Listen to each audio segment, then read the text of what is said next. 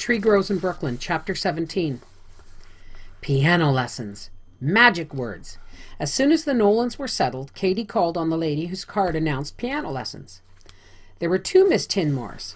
Miss Lizzie taught piano, and Miss Maggie cultivated the voice. The charge was 25 cents per lesson. Katie proposed a bargain. She'd do 1 hour's cleaning work for the Tinmores in exchange for a lesson each week. Miss Lizzie demurred, claiming her time had more value than Katie's time. Katie argued that time was time. Finally, she got Miss Lizzie to agree that time was time, and the arrangement was made. The history-making day of the first lesson arrived. Francie and Neely were instructed to sit in the front room during the lesson and keep their eyes and ears open.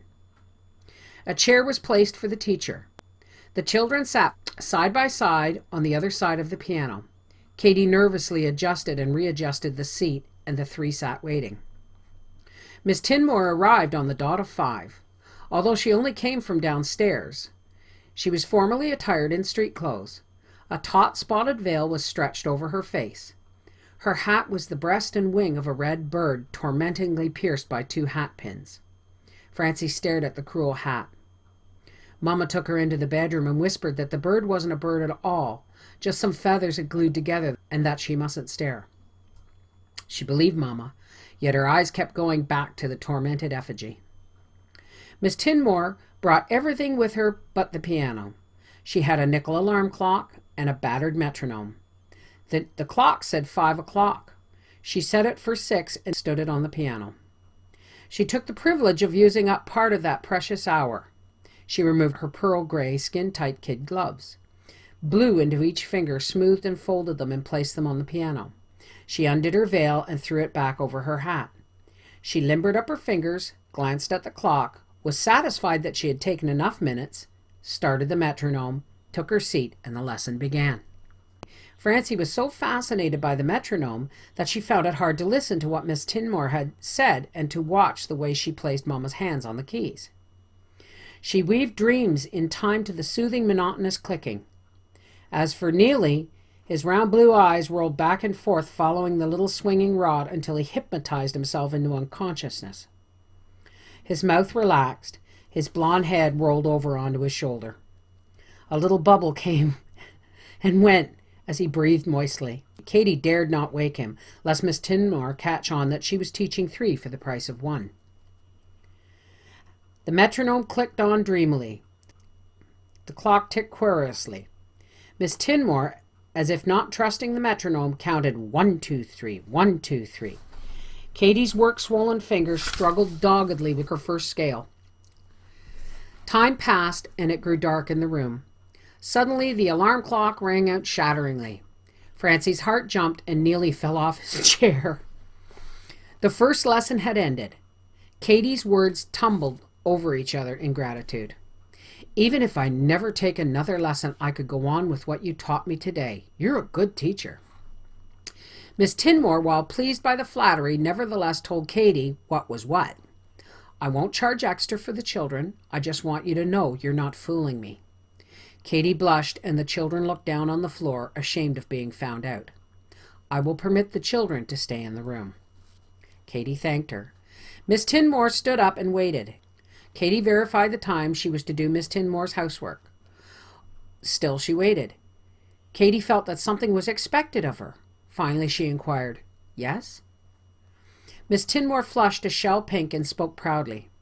"The ladies where I give lessons, well, they offer me a cup of tea afterwards."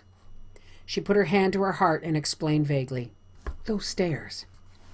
"Would you sooner take coffee? We have no tea."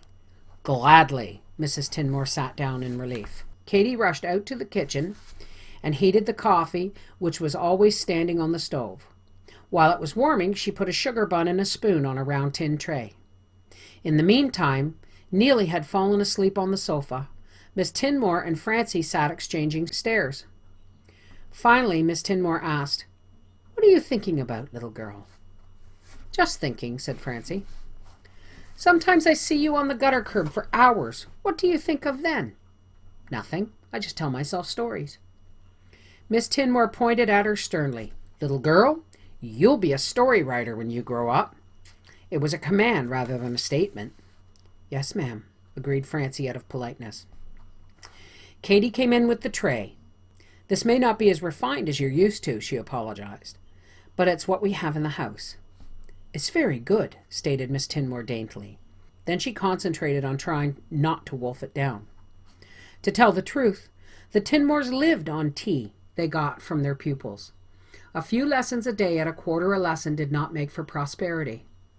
After paying their rent, there was little left to eat on.